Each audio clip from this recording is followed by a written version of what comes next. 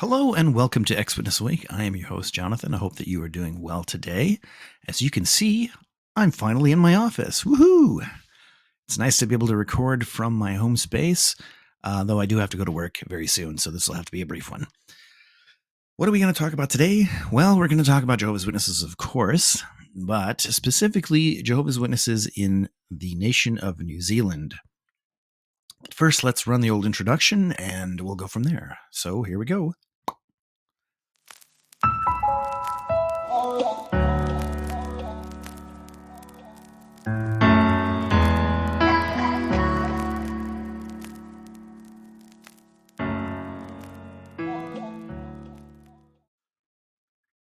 So, yes, in the news, this dropped about 3 days ago that the Jehovah's Witnesses are seeking to be exempted from another royal commission.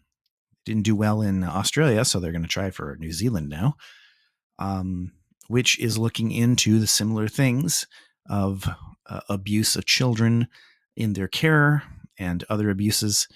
But what they've been saying is that they aren't responsible because they don't have any daycares or Sunday schools or anything like that.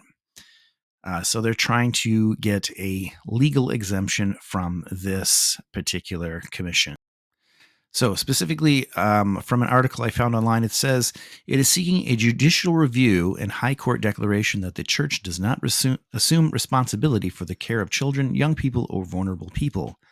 The Royal Commission of Inquiry into Abuse said the church was arguing there were no instances of abuse within it that fall within the scope of the inquiry. So, what do you think? No instances of abuse? That's definitely a lie. We've all seen lots of reports, lots of experiences from ex-Jehovah's Witnesses who have been personally affected by this sort of thing, and they're not all making it up. No, of course not. Shane Meacham of a survivors group of Jehovah's Witnesses for Justice said that the move was immoral and would not work. I really hope that that's the case. He was quoted as saying, "They don't care about the ones that have been abused, they only care about their name." And that really sounds accurate. Having been one of Jehovah's Witnesses, I have seen many, many talks about how we're supposed to basically shield Jehovah's organization. We're supposed to never bring down the name of the organization because it's bad for Jehovah. Well, it's really bad for the organization, isn't it? But thankfully, he's also quoted as saying they have not succeeded in being able to squash the commission from including them. So they're not going to be able to escape from this commission. We are very thankful for that because we would like to see something happen. We would like to see some justice happen for those who have been victimized and to hopefully set a precedent that they will never allow these things to happen. It's kind of holding our breath in that case. We want to see things, but we also know what we're dealing with. People who are just trying to hide their crimes. We all know the effect that the Australian Royal Commission had on those who were doubting, even myself, even though I was a disfellowship person and I still believed for a while. That was one of the things, pretty much the thing that woke me up to realize that this is not the truth and there's no reason for me to ever go back no matter what. I hope that this commission now will have a similar effect and that it will be more and more in the public eye and we can see some real lasting change.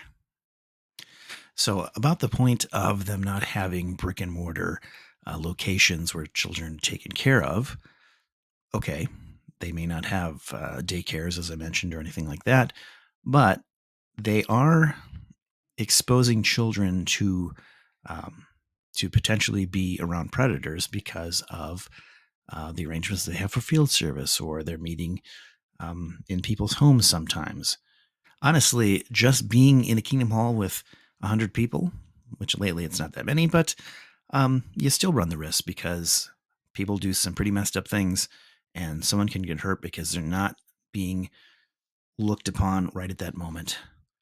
Things can happen in a bathroom or a closet or in the back school. So there's always that risk that something could happen because of the people. And unfortunately, sometimes the people get away with it because they don't want to allow these things to get out to the public and to shame the organization when it really should be shamed. So that's all I've got today. It's just a quick one. I do have to go to work. I do appreciate your watching. I hope that you are doing well today. And please like, share, and subscribe. And I hope to see you soon for the next one. Bye for now.